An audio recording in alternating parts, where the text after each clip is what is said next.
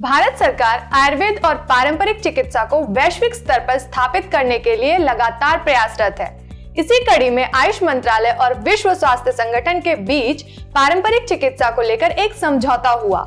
इस समझौते के अंतर्गत विश्व स्वास्थ्य संगठन और आयुष मंत्रालय संयुक्त रूप से पारंपरिक चिकित्सा की वैश्विक रणनीति को तैयार करने का काम पूरा करेंगे।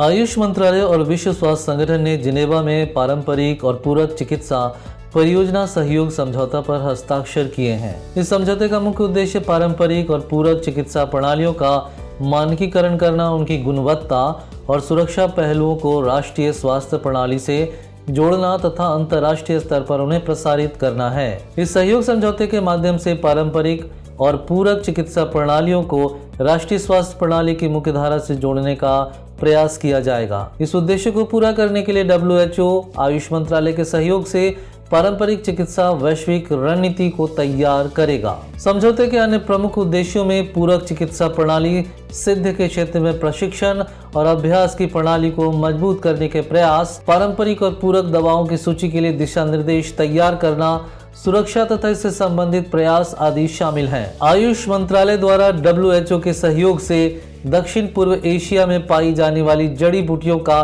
एक अंतर्राष्ट्रीय हर्बल औषध कोष विकसित किया जाएगा।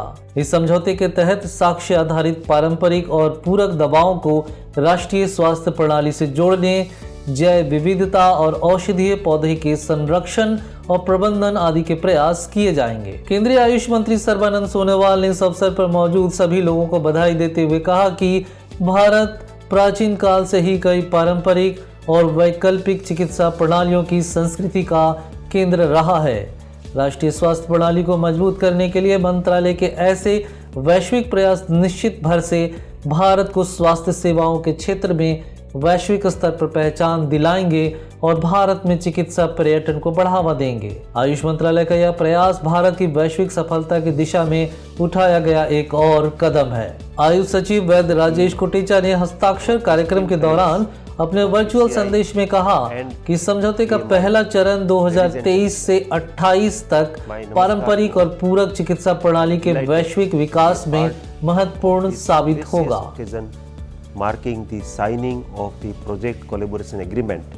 WHO के universal health coverage and life course division के सहायक महानिदेशक ब्रूस आयलवर्ड के अनुसार यह समझौता पारंपरिक और पूरक चिकित्सा प्रणालियों को भारत की राष्ट्रीय स्वास्थ्य प्रणाली की मुख्य धारा में लाएगा और वैश्विक स्वास्थ्य देखभाल और तंदुरुस्ती के उद्देश्यों को पूरा करेगा। भारत सरकार की ओर से इस समझौते पर हस्ताक्षर करने वाले संयुक्त राष्ट्र में भारत के स्थायी प्रतिनिधि इंद्रमणि पांडे ने कहा कि भारत वैश्विक स्तर पर पारंपरिक चिकित्सा प्रणालियों को मजबूत करने के लिए WHO के साथ काम करने और विशेष रूप से साथ ही विकासशील देशों का उनके स्वयं के प्रचार में मदद करने के लिए प्रतिबद्ध है। WHO के साथ आयुष मंत्रालय ने कुल 2 प्रोजेक्ट सहयोग समझौते पर पहले ही हस्ताक्षर किए हैं। पहला अनुबंध 2016 में किया गया, जिसका उद्देश्य योग, आयुर्वेद, यूनानी और पंचकर्म जैसी पारंपरिक चिकित्सा प्रणालियों को वैश्विक स्तर पर ले जाना,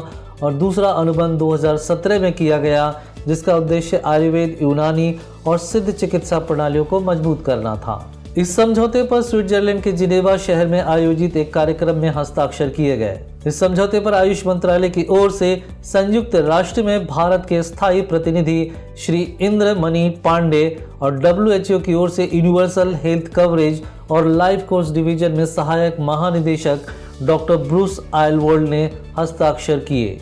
निरोग समाचार की रिपोर्ट।